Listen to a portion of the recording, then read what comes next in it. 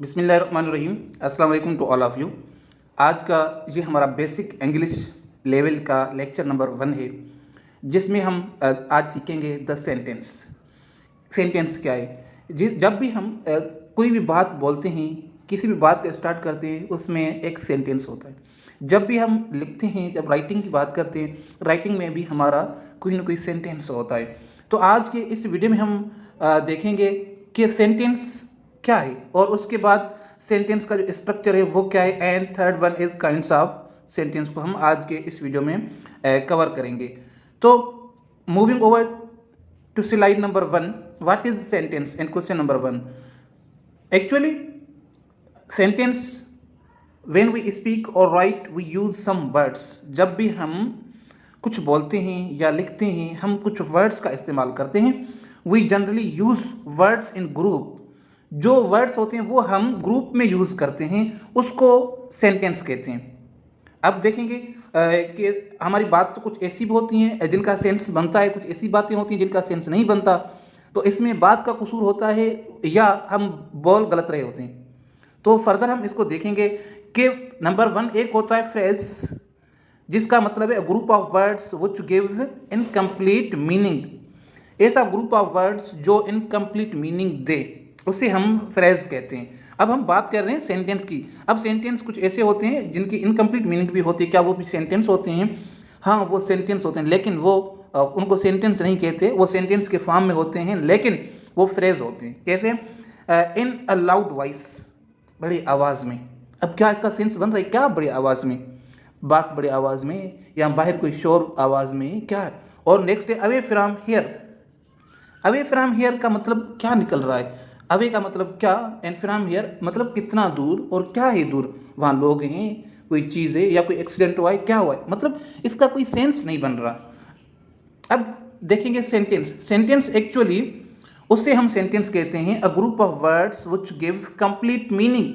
जब भी कोई ग्रुप ऑफ वर्ड्स जब हमें कंप्लीट मीनिंग देंगे तो उसे हम सेंटेंस कहते हैं। एग्जाम्पल से देखते हैं, birds fly in the air. Birds हवा में घूम रहे हैं या उड़ रहे हैं। तो क्या है ये? अब एक्चुअली यहाँ पे कंप्लीट सेंस मिल रहा है कि हवा में बर्ड्स हैं जो फ्लाई कर रहे हैं। फिश स्विम्स, अब फिश स्विम्स का भी कोई सेंस बन रहा है? बिल्कुल बन रहा है। An actor sings a song, हाँ बिल्कुल डेफिनेटली जो सिंगर होता है वो सॉन्ग जो है ना सिंग कर रहा है, इसका भी सेंस हमें मिल रहा है।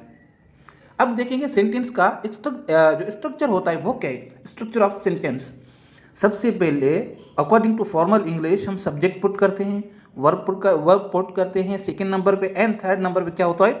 ऑब्जेक्ट होता है एक फॉर्मल सेंटेंस में। अब सब्जेक्ट क्या है? सब्जेक्ट को देखेंगे उसकी डेफिनेशन से।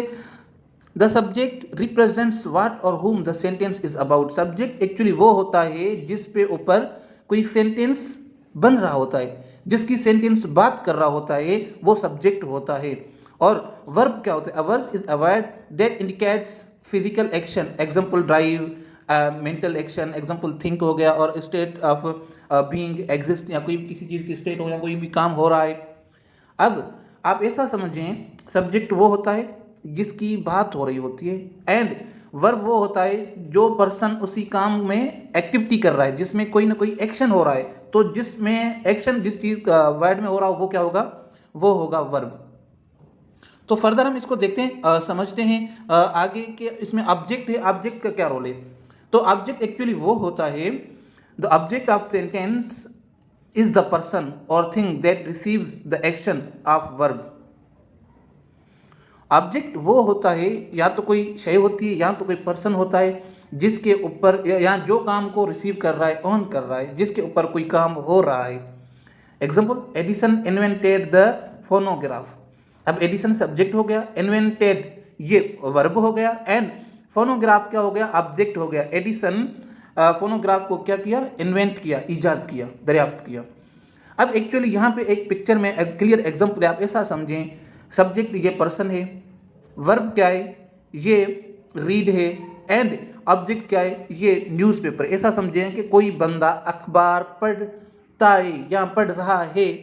तो आप ऐसा समझें, कोई फॉर एग्जाम्पल लेट सपोज हम नाम देते हैं Edison read the newspaper.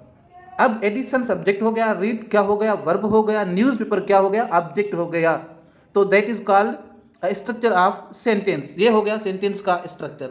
Further हम आगे देखेंगे कि सेंटेंस की काइंड्स क्या है। सेंटेंस की काइंड्स ऑफ सेंटेंस, एक तो ऐसे सेंटेंसेस होते हैं जिनको हम पॉजिटिव सेंटेंसेस कहते हैं। एंड जैसे एग्जांपल है the boy stood on the burning deck, ये एक पॉजिटिव स्ट्रेट सेंटेंस है, न इसमें इनकार है न इसमें कोई सवाल है, ये हकारी सेंटेंस है। पॉजिटिव सेंटेंस मीन्स हकारी सेंटेंसेस। और दूसरा होता है negative sentences, the earth does not revolve around the sun, इसमें इनकार किया गया है, नॉट का यूज हुआ है। तो एक तो पॉजिटिव सेंटेंसेस हकारी, दूसरा नेगेटिव सेंटेंसेस नकारी सेंटेंसेस, एंड तीसरा है इंटेरोगेटिव सेंटेंसेस, सवालिया जुमले।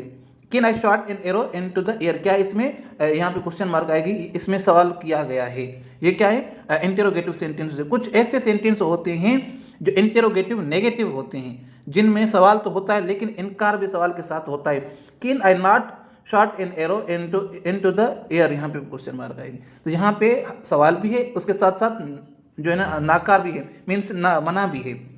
और अगर दूसरी एंगल से देखा जाए, कुछ ऐसे सेंटेंसेस होते हैं जिनको हम इंपरेटिव सेंटेंसेस कहते हैं। इंपरेटिव सेंटेंसेस में क्या आ जाता है, एक तो रिक्वेस्ट आ जाती है, उसमें कमांड आ जाती है, एंड उसके फर्दर उसमें और एडवाइस भी आ जाती है, सजेशन भी आ जाती है। वो क्या होती हैं, वो इंपरेटिव सेंटेंसेस होती हैं। और दूसरे कुछ ऐसे सेंटेंसेस होते हैं, कुछ एक्सक्लेमेटरी सेंटेंसेस होते हैं, जिसमें किसी भी चीज़ का एक्सप्रेस जाहिर किया जाता है, या कोई स्ट्रॉन्ग फीलिंग्स या कोई सैड उसमें शो होता है, तो उनको हम इंपरेटिव सेंटेंसेस कहते हैं।